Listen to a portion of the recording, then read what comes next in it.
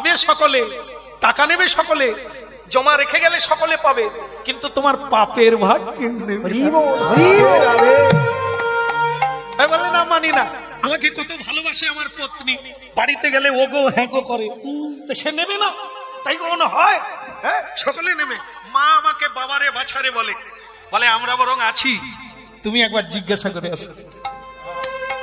হ্যাঁ, সেই গিয়েছিল রত্নাকর দস্যু, একবারে গর্বে বুক ফুলিয়ে, বাবা বাবা আমি কে? রত্না।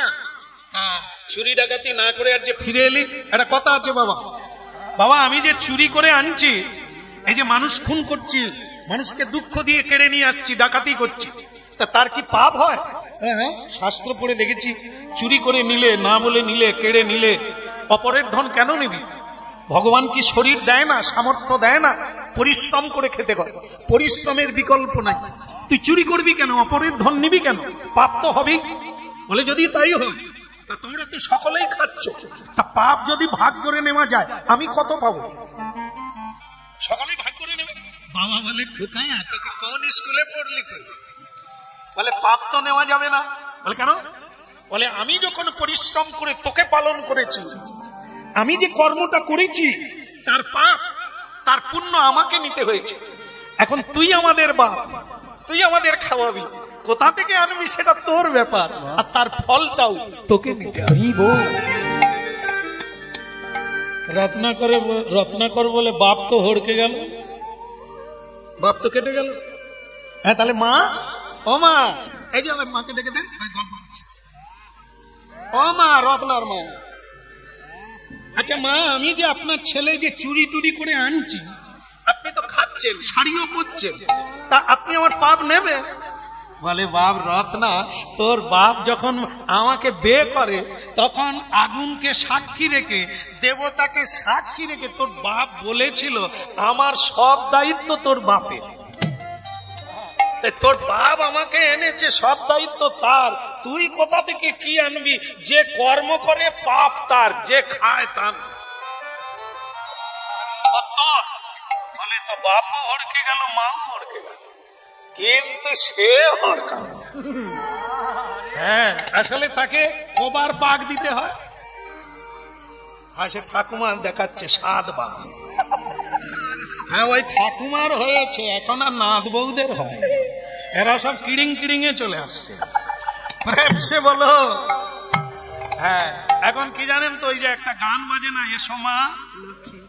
হ্যাঁ, আমরা সেই বাড়িতে গিয়েছি, আত্মীয় বাড়ি, মাইক বালা অন্য মনস্ক ছিল।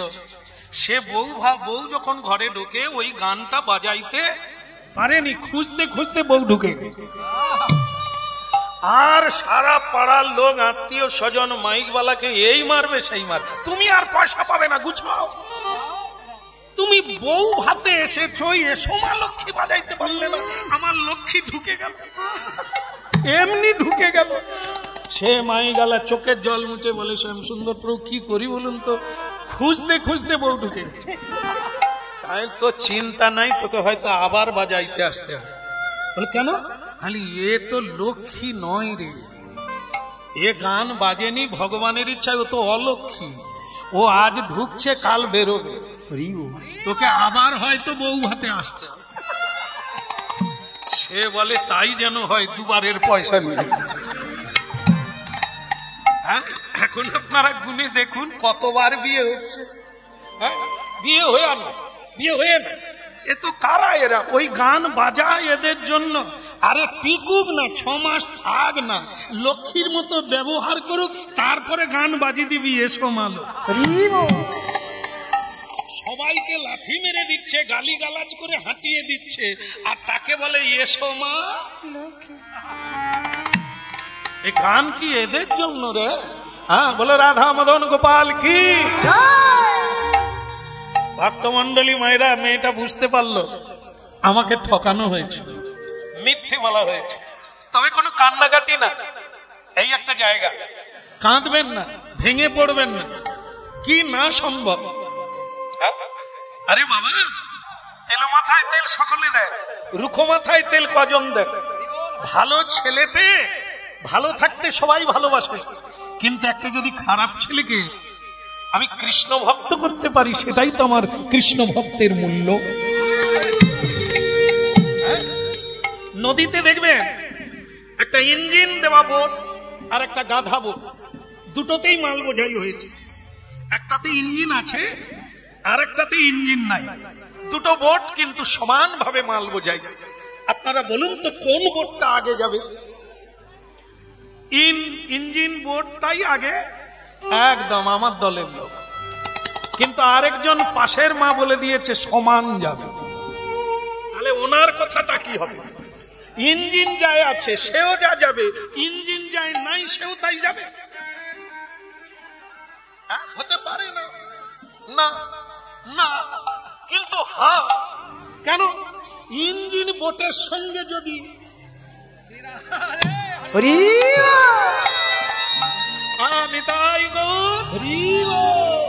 তাহলে ইঞ্জিন বালা বোট যতটা যাবে, আপনার যদি কানেকশন থাকে আপনিও সমানে যাবেন। তাহলে কানেকশনটা কি? পদে বাঁধা হয়ে এ লোক পদেও বাঁধা হবে না আর ওপারেও যেতে পারবে না, ডুবে মরবে। এত ইঞ্জিন নাই, কোথায় যাবে? পদে বাঁধা হতেই হবে। হ্যাঁ, পয়সা যার থাকে সে কি ব্লকে আর পঞ্চায়েতে লাইন দেয়? যার নেই তাকেই লাইন দিতে হবে, না হলে খাবে কি বলো? এই জন্য জোর হতেই হবে। যদি বারুদ থাকে ঠিক আছে, না হলে ইঞ্জিনের সঙ্গে যোগ হতেই হবে, নাহলে টানবে কে? এই জন্য তো দুজন আছে, দুটো বোর্ড আছে।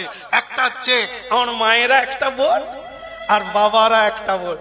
সব সংসারে হয় বাবা ইঞ্জিনওয়ালা, মা ইঞ্জিন নাই। আবার কোন সংসারে মার ইঞ্জিন আছে, টেনে নিয়ে যাবার ক্ষমতা আছে বাবার নাই, তাহলেও চলছে কি করে? একজন অপরের সহায়ে চলে, আজও চলছে। সংসার, সমাজ, দেশ, রাষ্ট্র এভাবেই চলছে।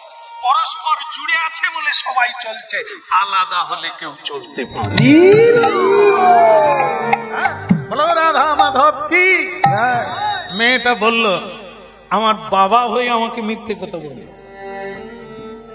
এই জন্য বলে সেই বাবা বাবা নয়, সেই মা মা নয়, যে পথ দেখাতে পারে। মেয়েকে মিথ্যে কথা বলল, তাহলে সে কেমন বাবা, সে কেমন মা? যার মা ভালো তার ছা ভালো, যার মা ভালো হবে তার মেয়েকে সেই সুশিক্ষা দান করবে। তা আমার বাবা কিরকম? যিনি মিথ্যে কথা বলে, যারা প্রসাদ ভোজন করে না, যারা মিথ্যে কথা বলে রোজগার করে, আমাকে সেই ঘরে দিয়ে দিল। দেখ ভগবানের ইচ্ছা, আমি এনাদেরকে যতদিন না কৃষ্ণ ভক্ত করতে পারি ততদিন আমি নিজের সুখ শান্তির দিকে তাকাবো না। কৃষ্ণ ভজন পথে একজন মানুষকে টেনে আনতে পারলে তুমি মহান হয়ে যাবে। ভগবান তোমাকে কৃপা করবে, কারণ তুমি একজনকে অন্ধকার থেকে আলোয় টেনে আনবে। এপার থেকে ওপারে করে দিলে এর জন্য তুমি তো ভগবানের কৃপা লাভ করবে। এই জন্য দেখবে এই দামোদর মাসে বহু সাধুরা আছে, তারা যারা জীবনে হরিনাম শোনে না, করে না, তাদেরকে ডেকে নিয়ে হরিবাসরে নিয়ে যায়। চল না, যা খাচ্ছিস খাবি, একটু হরিনাম শুনবি। কেন? তারা জেনে ফেলেছে। আসতে পাবো, গাইবেন নাকি? আপনি গাইবেন? তাহলে কথা বলছেন কেন? এখানে আসেন।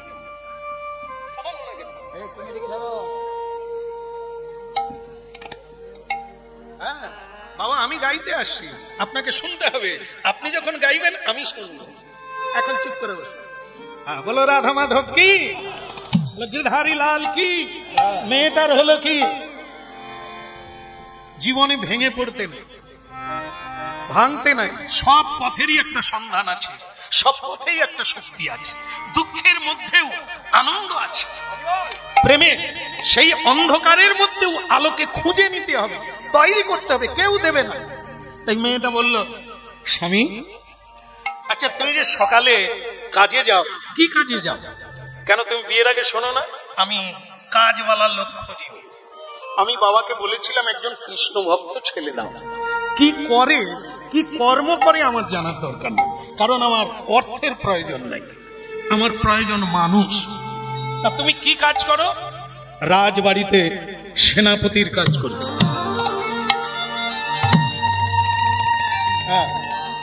ভালো কথা। রাজবাড়িতে সেনাপতির কাজ মানে তুমি তলোয়ার ধরো? হ্যাঁ, তলোয়ার ধরো। যখন যাকে প্রয়োজন হয় তাকে খুন করতেও হয়, যুদ্ধ করতে হয়। আমি এসব কর্ম করি। ও, এই তো আবার সাংঘাতিক কাজ, মানুষ খুন করে। এ তো কবে আমাকেও গুছিয়ে দিতে পারে, তবে আমাকে পারবে না কেন?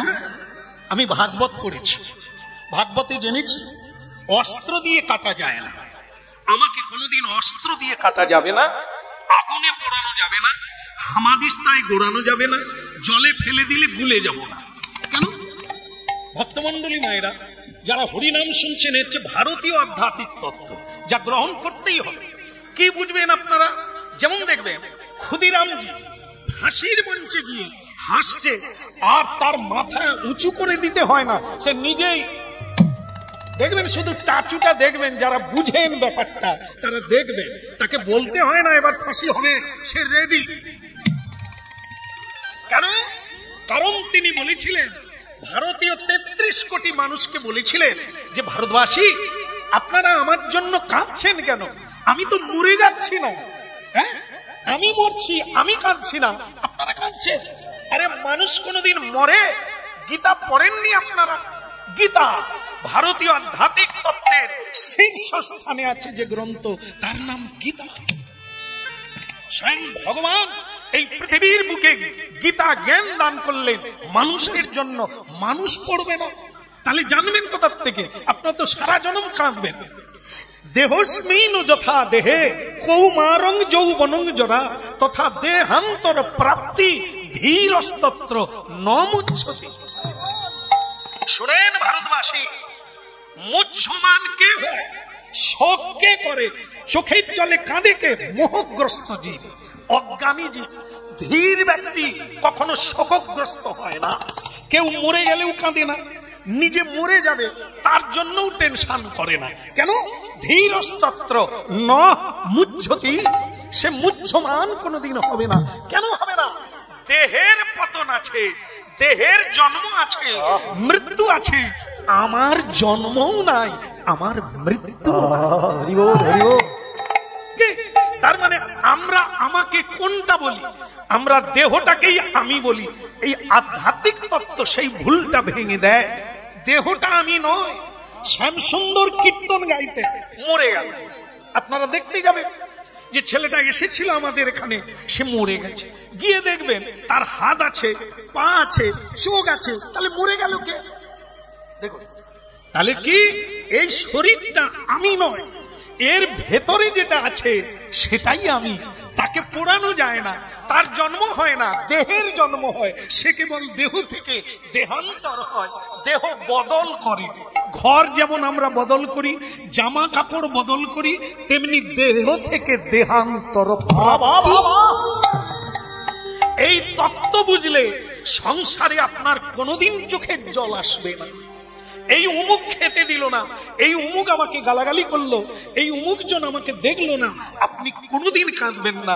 এই জন্য গীতা পড়তে হবে। সকল দুঃখকে আপনি জয় করে নেবেন, আপনি একেবারে নিষ্পাপ হয়ে গিয়ে নিষ্কলঙ্ক হয়ে যাবেন। আপনি উদাত্ত কণ্ঠে নিতাই গৌর বলি। এই জন্য সে নারী হোক আর পুরুষ হোক, সকলের জন্য সমান জ্ঞান, দিব্য জ্ঞান বলা হয় একে। এগুলি শুনুন, এগুলি বুঝুন, দেখবেন আপনি বদলে গেছেন। আপনি কারো পরাপেক্ষা নন, আপনি ভেঙে পড়বেন না কোনোদিন। কোনোদিন আপনি চোখের জলে কাঁদবেন না, এবার আমার কি হবে না। এই জন্য মেয়েটা বলল, আমি ভাগবত পড়েছি, প্রহ্লাদ মহারাজকে আগুনে ফেলে দিল, সে মরল না। প্রহ্লাদ মহারাজকে বিষ খাওয়ালো, সে মরল না। তাকে জলে ফেলে দেওয়া হলো পাথর বেঁধে, সে মরল না। তাহলে আমি মরবো কেন? সংসারে এসেছি, সংসারটাকে বৃন্দাবনে পরিণত করব, নরকে পরিণত করব না। এটাই আমার কাজ এই সংসারে। এক জোর সে লাগাই, বৃন্দাবন বিহারী লাল কি, গিরধারী লাল কি। ভক্তমন্ডলী মায়েরা, মেয়েটা হরিনাম কীর্তন করছে, এমন সময় তার গুরুদেব, যার কৃপায় ভক্তিমতী হয়ে উঠল, সেই গুরুদেব বাড়িতে পৌঁছে গেল। গুরুদেব বাড়িতে এলে কি করতে হয়? গুরু বৈষ্ণব সাধু সন্ত বাড়িতে এলে কি করতে হয়? উলুধ্বনি, পুষ্পবৃষ্টি, জল ছড়িয়ে সম্বর্ধনা করে তাকে নিয়ে যেতে হয়। কেন? ভগবানকে যেভাবে পুজো করতে হয় সাধুদের সেইভাবে পুজো করতে হয়। কেন না সাধু আর ভগবান এক। কোথায় বলেছে? শ্রীমদ্ ভাগবত মহাপ্রসাদে গোবিন্দে নাম ব্রহ্মণি বৈষ্ণবে স্বল্প পুণ্যাং ব্রতাং রাজন বিশ্বাসময়ী বুঝায়তে। শ্রীমদ্ ভাগবত মহাপ্রসাদ আর কৃষ্ণ এক, বৈষ্ণব আর কৃষ্ণ এক, হরিনাম আর কৃষ্ণ এক, কি আর বিগ্রহ আর গোবিন্দ এক। এই জন্য শ্রী ভগবানকে যেরকম আমরা শ্রদ্ধা করি সাধু গুরুকে সেইভাবে শ্রদ্ধা করতে হয়। ওমা সেই সুশীলার গুরুদেব, হ্যাঁ ভক্তিমতী সুশীলা তার গুরুদেব বাড়িতে চলে এলেন। জয় জয় ভক্তমন্ডলী মায়েরা, বাস যেখানে দাঁড়ায় মানে বাস স্ট্যান্ড, একটা বাস দাঁড়িয়ে আছে। এক পুরাকালের বুড়িমা মানে লেখাপড়া জানে না, মেয়ের বাড়ি যাবে, একটা পুটলি বগলে নিয়ে উঠে যাও, খেয়ে আসো, বলো রাধে রাধে। হ্যাঁ কেউ খেলে আবার আমার মন ফসফস করবে।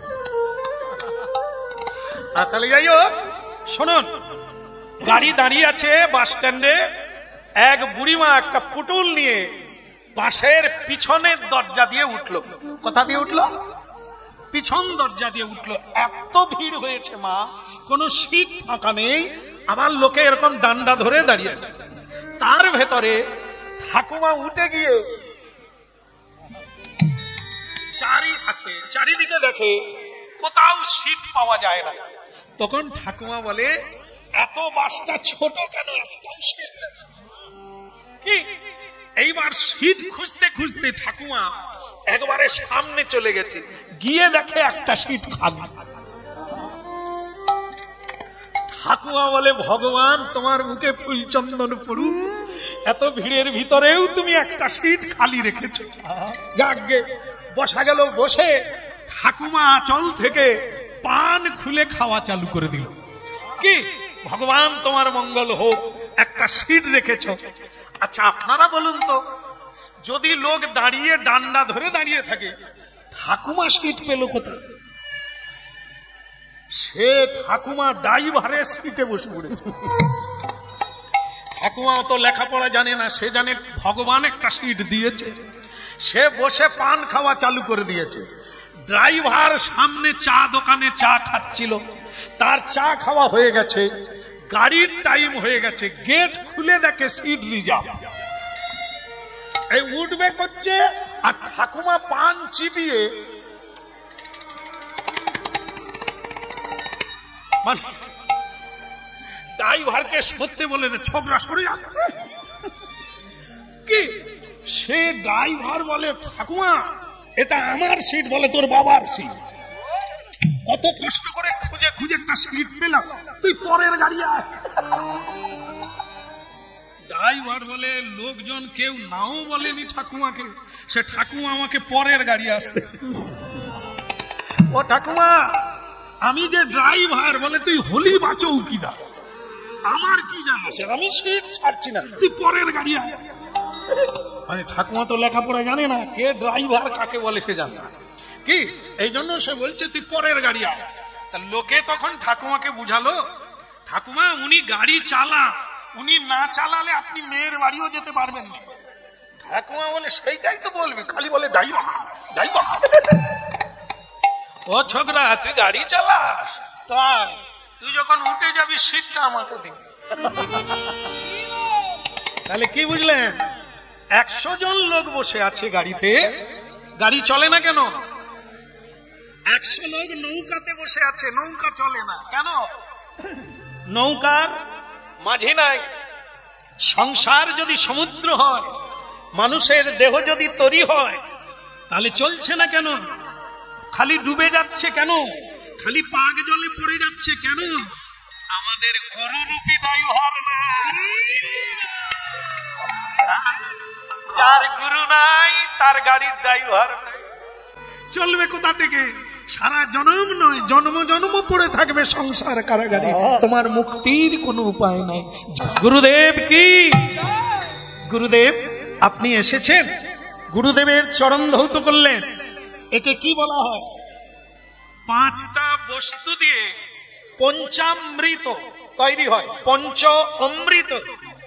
আর শ্রী গুরু বৈষ্ণব সাধু সন্ত মহান্ত এদের চরণ ধৌত করলে কি বলা হয়? চরণামৃত।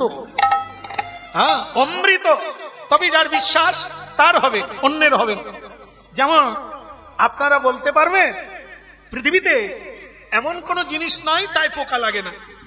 খাবার জিনিস সবে পোকা লাগে, একটা জিনিসে পোকা লাগে না, বলুন তো?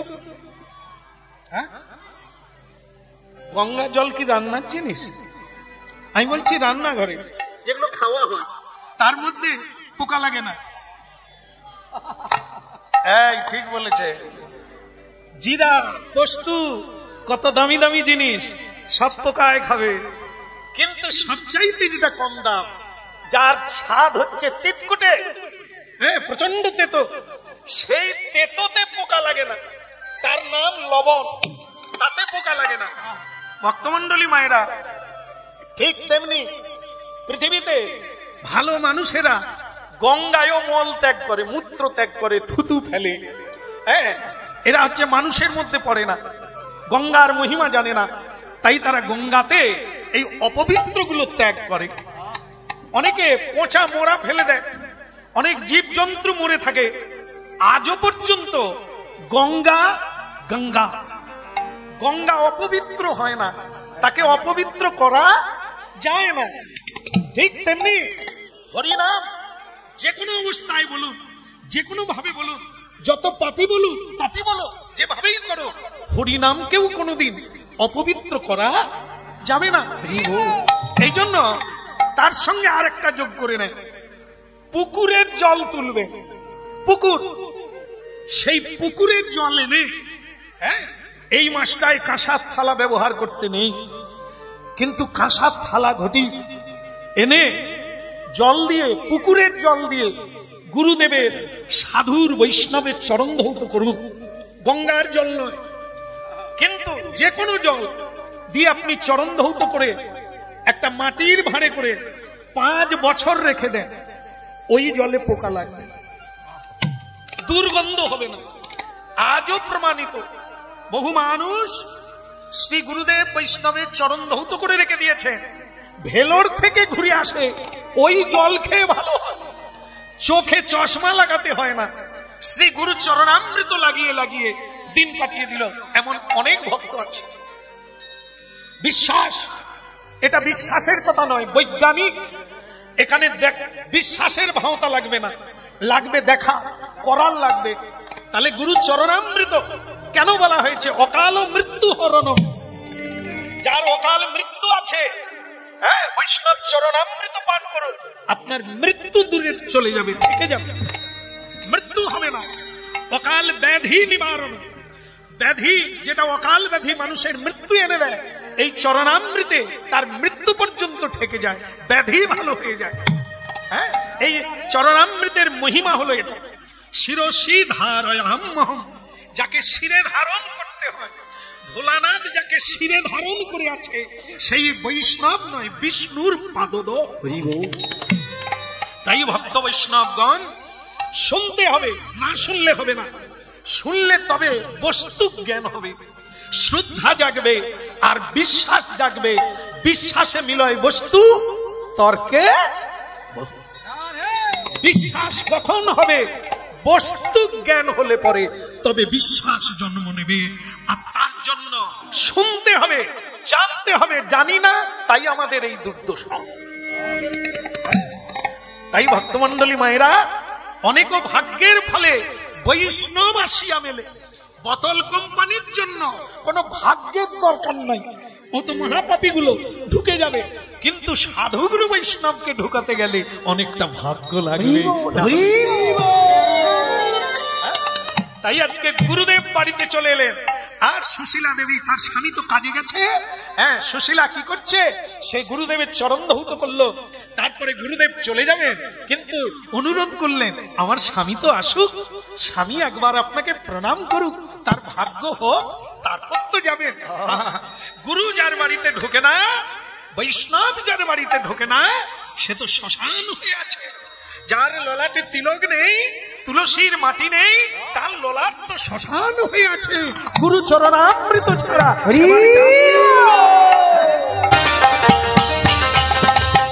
এই যে তালি বন্ধ করুন। কি হলো, কি শুনতে পাননি নাকি? বন্ধ করুন। লজ্জা থাকলে তালি বাজা না। আমি আশ্চর্য হয়ে যাই, মানুষ কত নিচে নামতে পারে। ভক্তমন্ডলী মায়েরা, আপনাদেরকে বলছেন না কেউ, আপনারা বাজাতেও পারতেন। তার মানে কি, গুরুদেবকে সেবা দিচ্ছেন, পদসেবা করছেন, গুরুদেব শয়নে আছেন। মা সুশীলা দেবী গুরুদেবের পদসেবা করছেন, সেই সময় তার স্বামী দেবতা এসে গেছে। আপনারা জানেন, স্বামী দেবতা কৃষ্ণ ভক্ত নয়, গুরু ভক্ত নয়। সে কি এসব পছন্দ করবে? সে ফাড়াং করে বলে দিল, এই তোমরা মেয়েরা এই ভক্তির ভাঙতা দেখাও, স্বামী বাড়িতে নেই, পর পুরুষ বিছানা, আর সেই পর পুরুষের তুমি পদ সেবা করছো গান গাইতে গাইতে।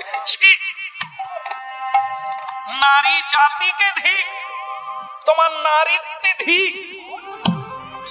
স্বামী বাড়িতে নেই, তুমি এই তোমার হরি বল, এই তোমার হরিনাম, এই তোমার হরি ভক্তি, তোমার দিকে তাকাতে দাঁড়ান।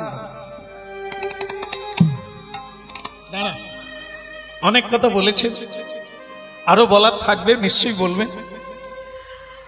আপনি পেঁচা জানেন? পেঁচা, পেঁচার এক নাম হচ্ছে উলুক। উলুক, উলুকে না দেখে কভু সূর্যের কিরণ। পেঁচা হলো নিশাচর প্রাণী, সে সূর্য উঠলেই চোখ বন্ধ করে দেয়। তুমি হচ্ছে তারই মধ্যে একজন। কেন?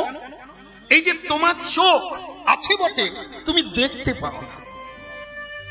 সূর্য উঠেছে কিন্তু তুমি চোখ বন্ধ করে রেখেছ। তাই তুমি যাকে বলছো পর পুরুষ, এই শব্দটা উচ্চারণ করতে তিনি পারেন না, যিনি জানেন।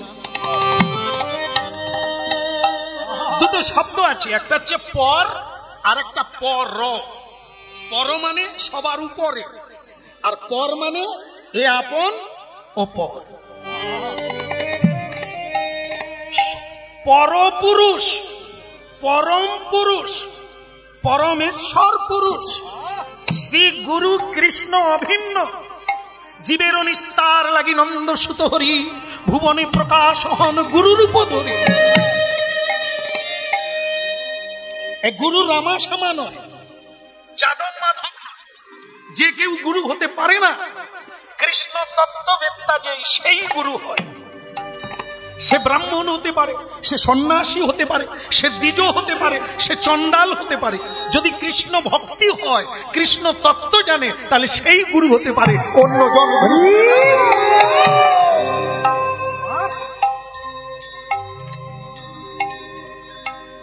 বলো রাধা মাধব কি। ভক্তমন্ডলী মায়েরা দেখুন, ভক্তিমতী মেয়েটা তার স্বামীকে বুঝিয়ে দিল, তুমি পেঁচা, তুমি চোখ আছে দেখতে পাও না। যেরকম অন্ধ, ধৃতরাষ্ট্র অন্ধ ছিলেন, সে তো ভেতর থেকেও অন্ধ, আর চোখ দুটোও অন্ধ, তুমি চোখ থেকেও অন্ধ। শ্রী গুরুদেবকে আমি আটকে রেখেছি তুমি প্রণাম করবে বলে, তুমি তার পদধূলি মাথায় নিয়ে জীবন ধন্য করবে বলে। আর তুমি আমাকে শ্রী গুরুদেবের সঙ্গে দৈহিক কামনা জড়িয়ে দিলে। এত তুমি নিকৃষ্ট। লাল চশমা পরলে কি হয়? সে পৃথিবীটাকে লাল দেখে। কালো চশমা পরলে কি হয়? সে সূর্যের আলো দেখতে পায় না, কালো দেখে। তা তোমার যেমন ভাব তেমনি দেখা। তুমি যেমন পাষণ্ডী, তুমি কোনদিন কৃষ্ণ কথা শুনলে না, ভারতীয় আধ্যাত্মিক তত্ত্ব জানলে না, প্রকৃত জ্ঞান বুঝলে না, আত্মজ্ঞান হলো না। রবীন্দ্রনাথজি বলেছেন, যে বিদ্যায় চেতনা জাগে না সে বিদ্যা বিদ্যাই নয়। আর তুমি কি লেখাপড়া শিখেছ, তোমার চেতনা হয় না, মানুষ চিনতে পারো না, তুমি ঈশ্বর চিনবে কি করে, বস্তু চিনবে কি করে? এই জন্য চোখ লাগে। আর সেই চোখটা কে দান করে? অজ্ঞানং তিমিরন্ধস্য জ্ঞানাঞ্জন শলাকয়া চক্ষুরুন্মীলিতং যেন। চক্ষু দান কে করে? শ্রী গুরুদেব করে, বৈষ্ণবগণ করে, সাধুরা করে। তুমি তো তাও কোনোদিন প্রণাম করলে। ঠিক আছে, ঠিক আছে, এখন তুমি আর কিছু বলবে, আমাকে বোঝাতে লাগবে না। হয় এই বাড়িতে তোমরা দুজন থাকবে, আর না হলে আমি একা থাকবো। আর যদি দরকার হয় আমি মেরে তাড়াবো এখান থেকে। আর আপনাকে বলি, হারি পুরুষ, আপনি গুরু সেজে পরনারীর সেবা গ্রহণ করছেন, আপনার লজ্জা করে না? আপনি জানেন না সে বিবাহিতা, আমি তার স্বামী, আপনার পদসেবা করছে আর আপনি আরাম নিচ্ছেন? বেরিয়ে যান। শ্রী গুরুদেব একটু হাসলেন, তারপর বললেন, মা আমাকে বিদায় দে, মা আমি আসি। হ্যাঁ, গুরুদেব কিছু না বলে চলে গেলেন চুপচাপ করে। যেরকম ভোলানাথ চলে গেলেন, যেরকম ভোলানাথকে গালাগালি করলেন তার শ্বশুর দক্ষ, তুমি ভুতুনা, তোমাকে মেয়ে দিয়ে আমি ভুল করেছি, তোমার শ্বশুর হতে আমার ভালো লাগে না, নাম শুনতেই ইচ্ছে করে না, তুমি প্রণাম করলে না, তোমার লজ্জা করে না, নানা রকম ভাবে কটু কথা বললে। ভোলানাথ কিন্তু একটা কথাও বলে, কারণ কি? মূর্খের সঙ্গে কথা বলতে নাই। যারা বুঝে তাদেরকে বোঝানো যায়, যারা শুনে তাদেরকে কথা শোনানো যায়, যারা শুনতে চায় না তাদের কি শোনাবো? যারা কানে শুনতে পায় না, বধির, তাদের কাছে গান গাওয়া আর না গাওয়া একই ব্যাপার। তো যারা শোনার জন্য এসেছে তাদেরকে শোনানো যায়, যারা জানার জন্য এসেছে তাদেরকে জানানো যায়। কিন্তু তোমার মতো বধির ব্যক্তি যে জানতেও চায় না, বুঝতেও চায় না, তার কাছে বলে কোনো লাভ হবে না। গুরুদেব যখন চলে গেল আমার জীবন থেকে, তাই আমারও বেঁচে থেকে লাভ নাই। পুরুষ, তার নাম ছিল অঙ্গদ, এই যে তার স্বামীর নাম, যিনি সৈন্য বিভাগে কাজ করে। তিনি বললেন, তোমাকে পত্নী রূপে গ্রহণ করতেও আমার লজ্জা লাগে, থাক আজ থেকে তোমার হাতে আর আমি খাবো না। এক ঘরে পুরুষটা শৈল অঙ্গদ, আর এক ঘরে ভক্তিমতী মা ফুপিয়ে ফুপিয়ে কাঁদছে। আমার জীবনে কোনো দুঃখ ছিল না, কিন্তু গুরু চলে গেলেন। যার জীবন থেকে গুরু চলে যায়, যে সংসার থেকে গুরু চলে যায় অপমানিত হয়ে, ওই সংসার আর নরকে কোনো তফাৎ নাই। এই কি তোমার লীলা বিধি, এই কি তোমার খেলা, বলো এই কি তোমার লীলা বিধি, এই কি তোমার খেলা, এই কি তোমার লীলা বিধি, এই কি তোমার খেলা, বলো এই কি তোমার লীলা বিধি, এই কি তোমার খেলা। তুমি কারে হাসা কারে কাঁদা, লীলা বোঝা, তুমি কারে হাসা কারে কাঁদা, লীলা বোঝা, তুমি কারে কাঁদা কারে হাসা, লীলা বোঝা, এই কি তোমার লীলা বিধি, এই কি তোমার খেলা, বলো এই কি তোমার লীলা বিধি, এই কি তোমার খেলা।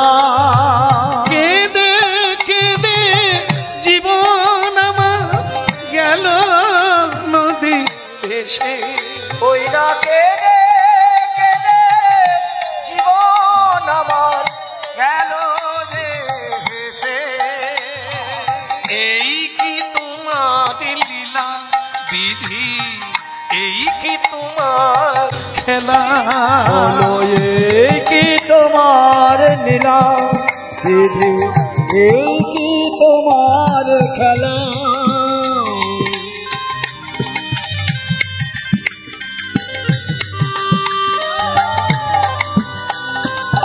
বিধি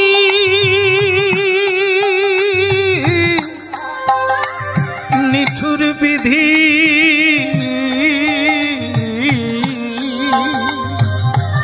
এই কি তোমার লীলা বিধি, এই কি তোমার খেলা। বলো এই কি তোমার লীলা বিধি, এই কি তোমার খেলা। ভক্তমন্ডলী মায়েরা, আজকে দেখবেন কিছু মানুষ প্রসাদ ভোজন করছেন, ভগবানের কীর্তন করছেন, ভোরবেলা মানুষ শুনুক আর না শুনুক পরিক্রমা করছেন, শুনুক আর না শুনুক ভাগবতের বাণী প্রচার করছেন। একজন মানুষকে ফিরিয়ে আনতে সৎ পথে যে কি কঠিন কাজ, এটা যদি আপনারা কোনোদিন করে থাকেন দেখবেন কত চোখের জল ফেলতে হয়, জীবনে কত কষ্ট করতে হয় একজন মানুষকে সুপথে আনার জন্য। দেখে এই ধ্বংসের পথে যেতে কোনো তপস্যা লাগে না, কোনো কষ্ট নেই, কিন্তু মানুষের পতন হতে 1 সেকেন্ড লাগে। কতগুলো জীবন কেটে যাবে, জনম কেটে যাবে এক পা এগোতে গেলে, কিন্তু উঁচু থেকে পড়তে গেলে 1 সেকেন্ড লাগবে না। একটু লোভের ফাঁদে পা দিয়ে দেন, আপনার ধ্বংস হয়ে যাবে। যেমন লুডু খেলা আপনারা জানেন, হ্যাঁ, বাচ্চারাও খেলে, বড়রাও খেলে। লুডু খেলায় গুটি পাকতে যাচ্ছে, সেই সময় যদি সাপের মুখে পড়ে যায় তাহলে কোথায় নামে? 0-তে সে নেমে যায়, উঠে যায় 10-এ, উঠে যায় 100-তে, তারপর 0-তে নেমে যায়। এই মানব জীবন তাই কত ত্যাগ, কত তিতিক্ষা, কত সহ্য, কত কষ্ট করে মানুষ ওপরে ওঠে। 1 সেকেন্ড লাগে না, একবারে নিচে এসে নেমে যায়। তাই মাগো, আমাদের সাবধানে চলতে হবে। হ্যাঁ, দেহের দাহিকা শক্তি, দৈহিক কামনায় একটু লোভের ফাঁদে পা দিলে আপনার যেটুকু খ্যাতি, যশ, নাম সব অকালে ঝরে যাবে। আপনার দিকে লোকে তাকাবে, থুতু ফেলবে। হ্যাঁ, চরিত্র এমন একটা জিনিস যেখানে চরিত্রই বলবান। মানুষ কিছু করতে চাইলে তার চরিত্র বল থাকা দরকার। এই জন্য যতই লেকচার দাও, জীবনটাই হচ্ছে লোকশিক্ষা। তোমার জীবন চরিত্রটাই হচ্ছে অপরকে শিক্ষা দেওয়া। আপনি আচরি ধর্ম, অপরে শিখাও। আজকের দিনে মা বাবা বাচ্চা ছেলে মেয়ের সামনে মিথ্যে কথা বলছে, মা বাবা ঝগড়া করছে, মা বাবার মিলন হচ্ছে কুকুর বিড়ালের মতো, বাচ্চা দাঁড়িয়ে আছে। আপনারা দেখবেন এগুলি চলছে, তো এগুলো কারা করছে আর তাদের পরিণাম কি দাঁড়াচ্ছে? পরিণাম শুধু চোখের জল। এরা শান্তি পাবে না, কারণ শান্তির রাস্তা থেকে এরা সরে এসেছে। যেরকম জীব জন্তুর জীবন জীবিকা, মানুষ তাই করতে চায়। এই জন্য ভাগবত আর গীতার প্রচার, মহাপ্রভুর কথা শোনা দরকার, সীতামায়ের কথা শোনা দরকার, দ্রৌপদী কুন্তির কথা শুনতে হবে। যদি না শুনবেন পিছিয়ে পড়বে। বিষ্ণু প্রিয়া দেবীর কথা শুনতে হবে, নাহলে নারীর চরিত্র থাকবে না। একটা কথা দেখুন, মিলিয়ে নেন। সংসার সুখের হয় পুরুষের গুণে। দেখলেন, অনেক কথা বললে 2-1টা ভুল হয়। তাহলে কি বলছেন আপনারা? কার হয়? সংসার সুখের হয়। মা বলো, জোর করে বলো। মাইক দেবো, কিন্তু মা এটা তো বলা গেল, আমি মেনে নিলাম। কি হলো রে বাবা, আমি তো পুরুষের কথা বললাম রে বাপ, তুই খেপে যাস কেন? আরে কমিটি দেখেন, এনাকে চেয়ার দেন কোথাও দূরে।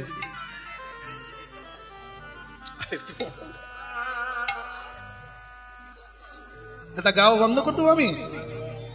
আমি গাইবো, তুমি গাইছো কেন?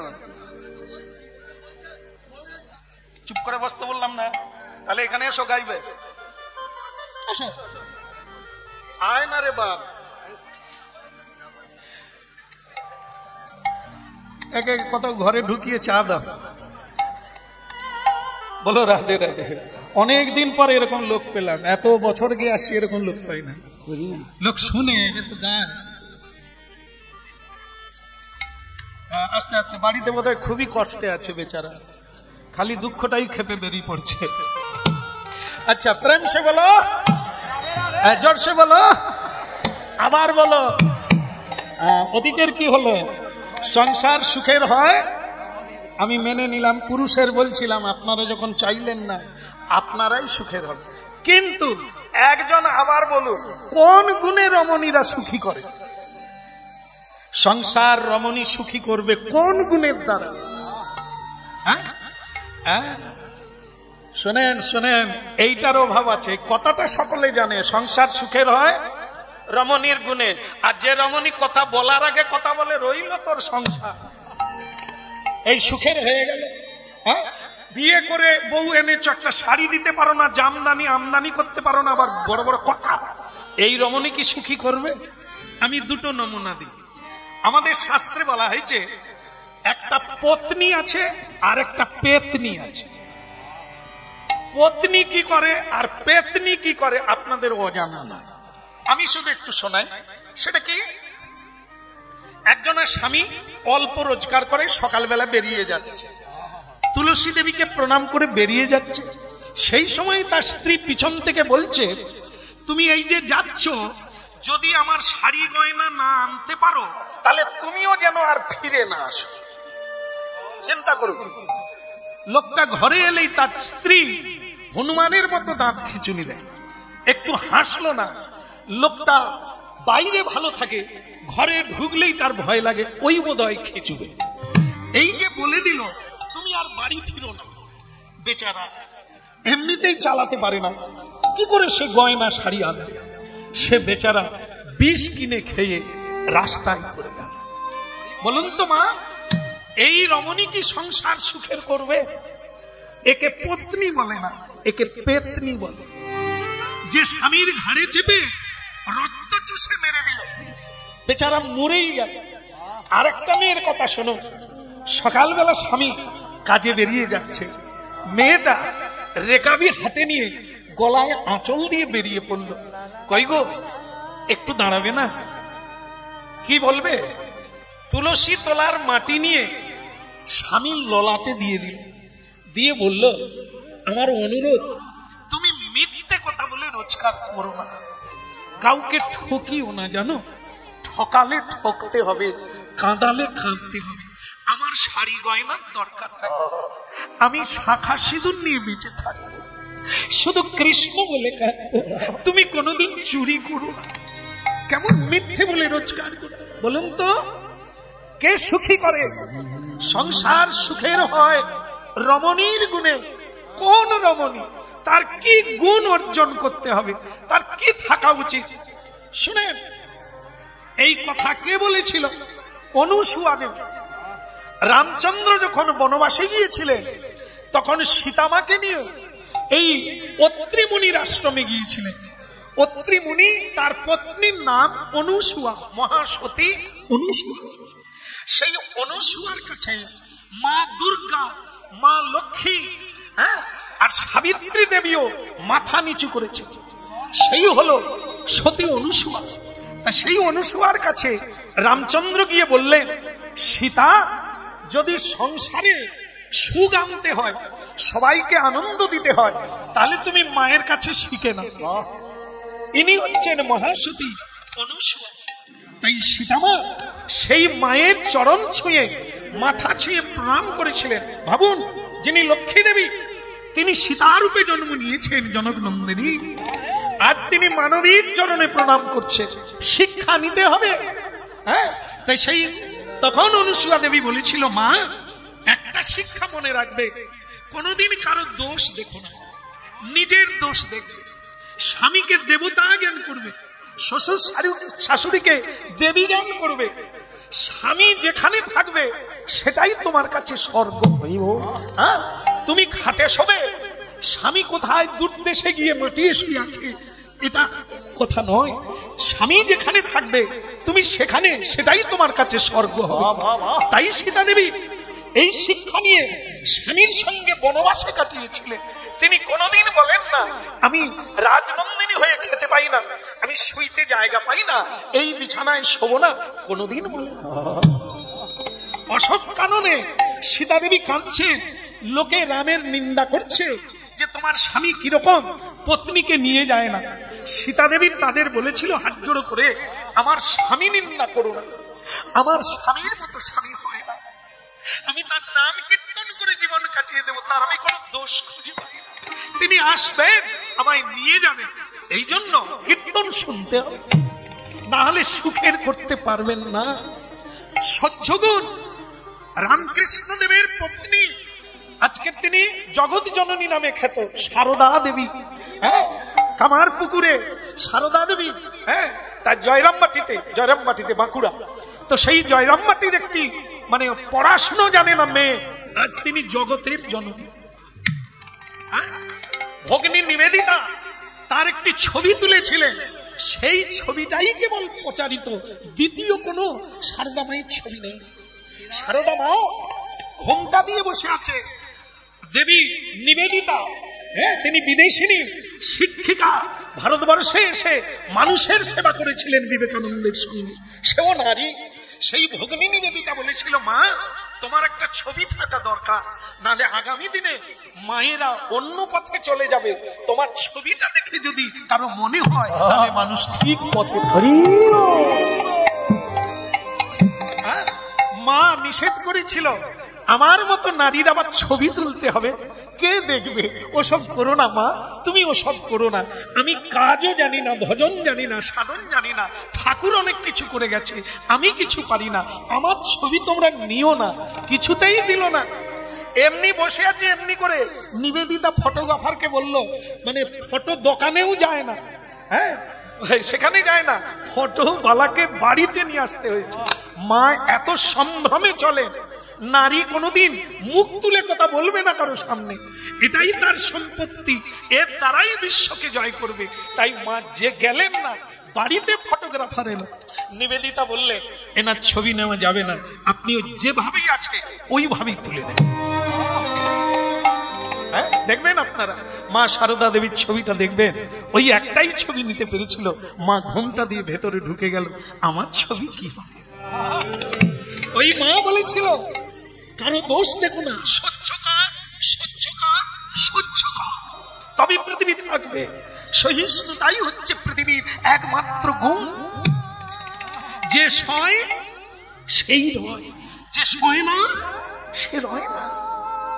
এই জন্য আজ সংসারে সব মানুষের মধ্যে এই সহ্য গুণ কম, বলার আগে বলে, যাওয়ার আগে চলে যায়, খাবার আগে করে ফেলে, এই জন্য মানুষ পদে পদে হারে, দুঃখ পায়, কষ্ট পায়, যন্ত্রণা পায়। ধৈর্যের মতো বড় শক্তি আর নাই। পৃথিবী জয় করতে গেলে ধৈর্য চাই, ক্ষমাগুণ চাই, সহিষ্ণুতা চাই। তাই মহাপ্রভু বলেছে কি, তৃণাদপি সহিষ্ণুতা তররিব সহিষ্ণুতা, বৃক্ষের মতো সহ্যগুণ হলে তবে তুমি মহান হতে পারবে, তবে তুমি বড় হতে পারবে, তবে তোমার মহান। তাই এই জন্য বলছে কি, বলো নাই আমারে ভুলিতে তাহারে সুধামাকা হরিণা, বলো নাই আমারে ভুলিতে তাহারে সুধামাকা হরিণা। বলো রাধা মাধব কি লীলার কথা। গুরুদেব চলে গেলে আর দুজন দুই ঘরে শুয়ে আছে, রাত্রি হয়ে গেল। মেয়েটা ঠিক করলো আজ আমি গঙ্গার জলে ডুবে মরব, তার সংকল্প, সে কাউকে বলেন জলে ডুবে মরব। স্বামী চিন্তা করছে রাত্রে শুয়ে শুয়ে, এরকম বউটাকে আমি কি ঠিক বললাম না ভুল করলাম, ও ঠিক হয়েছে, একটু না গরম থাকলে হবে না। ওই যে আপনারা বলেন না যে মুখে মুখে দিয়ে দিতে হবে, নাহলে বার বেড়ে যাবে। শাশুড়িরও মুখে মুখে দিয়ে দিতে হবে, যেমন কুকুর তেমনি মুগু, হ্যাঁ দিয়ে দিতে হবে। এইটা ভুল, একটু মেনে নে, একটু সহ্য করে নে, আপনি যা পাবেন অন্য কেউ তা পাবে না। হ্যাঁ, বলো রাধা মদন গোপাল কি, বলো গিরধারী লাল কি। গভীর রজনীতে সুশীলা মায় আমার গুরু গোবিন্দকে শেষ প্রণাম জানিয়ে গঙ্গার দিকে চলে যায়। আর শুধু যেতে যেতে বলে যায়, আবার যদি কোনদিন জন্ম পাই আমি যেন কোন ভক্তিমতী মায়ের গর্ভে জন্ম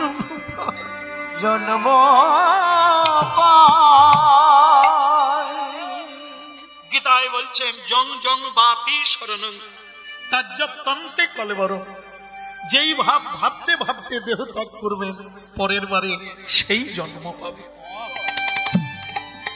তাই মেয়েটা মরতে যাচ্ছে গঙ্গার জলে, যার স্বামীর জন্য নয়, আমার গুরুদেব জীবন থেকে চলে গেল। এটা বড় কষ্ট।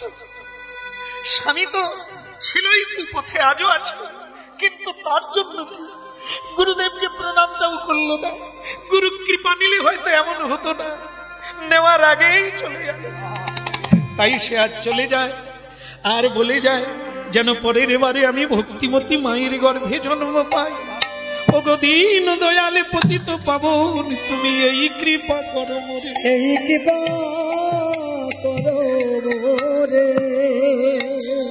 অন্ধকার রাত্রে যেই গঙ্গায় ঝাঁপ দিতে গেল কৃষ্ণ বলে, পেছন থেকে কে টেনে ধরল, কে? ঘুরে দেখে অন্য কেউ নয়, তার স্বামী। সুশীলা, এ তুমি কি করছো? তুমি মূর্তি যাচ্ছ আমাকে ত্যাগ করে। সুশীলা বললেন, তুমি আমাকে স্পর্শ করলে কেন? তুমি আমার গুরুকে তাড়িয়ে দিয়েছো অপমান করে। গুরু কি আমার একার জগতের গুরু? যারা জীবের কল্যাণের জন্য কেবল সাধনা করে, যারা জীব জগৎকে উপদেশ দেয়, সদ উপদেশ, সেই গুরুকে তুমি জীবন থেকে তাড়িয়ে দিলে। আমাকে ছেড়ে দাও, আমার বাঁচার চেয়ে মরণ ভালো, বাঁচার চেয়ে মরণ ভালো, আমার বাঁচার চেয়ে মরণ ভালো, আমার বাঁচার চেয়ে মরণ ভালো। বলো এই বাঁচাতে লাভি কি? বলো বাঁচার চেয়ে মরণ, এই বাঁচাতে লাভ কি? বলো বাঁচার চেয়ে মরণ ভালো, এই বাঁচাতে লাভ কি? বলো বাঁচার চেয়ে। আমার বাঁচার চেয়ে মরণ ভালো, এ বাঁচায় আর লাভি কি? যার গুরু গেল জীবন থেকে, এই বাঁচাতে লাভি কি? বলো আমার বাঁচার চেয়ে মরণ ভালো। নিতাই গৌর হরি বলে বাঁচার চেয়ে মরণ ভালো, নিতাই গৌর হরি বলো, নিতাই গৌর হরি বলো। আমার বাঁচার চেয়ে। আমি অনুরোধ করছি, তুমি মরবে না, তোমাকে বাঁচতে হবে আমার জন্য। আসবে না? ভক্তমন্ডলী মায়েরা কি বলেন তো, মানুষের সোজা করতে গেলে কখন করতে হবে? যখন নরম থাকবে। দা কাঠারি কখন হয়? যতক্ষণ গরম থাকে, লাল হয়ে থাকে, তখন তাকে যেদিকে খুশি বাঁকানো যায়, যা ইচ্ছে বানানো যায়। যখন কাদা নরম থাকে, তাকে অসুর বানানো যায়, তাকে দুর্গা বানানো যায়, তাকে মহিষাসুর বানানো যায়, যতক্ষণ কাঁচা থাকে। তাই আমরা যতক্ষণ বাচ্চা থাকি, আমাদের মন যতক্ষণ সরল থাকে, আমাদেরকে যেভাবে বানিয়ে নেবেন সেইভাবে। হরি বল, হরি বল, হরি বল। তাই এই যে স্বামী কি বলছে, তোমাকে ফিরতেই হবে, তুমি যা বলবে আমি তাই করব, এই হলো নরম। বলো রাধা মাধব কি।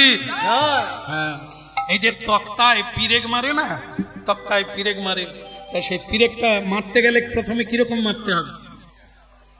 এরকম কি না, টুক টুক করে আগে বসিয়ে দিতে হবে, তারপরে জোরে ঘা মারলে সইতে পারবে। এই জন্য ভক্তির পথে আগে শুনতে হবে, শুনতে শুনতে বুঝতে পারলে সব সয়ে যাবে, সবই করবে, ছাড়ার কথা বলতে হবে না। এই যে খেজুর গাছ দেখেছেন, তাল গাছ দেখেছেন, নারকেল গাছ দেখেছেন, এদের পাতা ছাড়ালে ছড়বে, না হলে কি ছড়বে না? নারকেল গাছ, তাল গাছ, তাল গাছ যত বড় হয়ে যাবে পাতা আপনাতে খুলে যাবে, নারকেল গাছের পাতা আপনাতে খুলে পড়বে, ছাড়াতে হবে না। ঠিক সেরকম এটা খেও না, ওটা খেও না বলার লাগবে না, যদি কেউ শোনে আপনি এগিয়ে যাবেন, আর এগুলো সব আপনাতেই ছেড়ে যাবে, কোনো কিছু জোর করতে হবে না। যে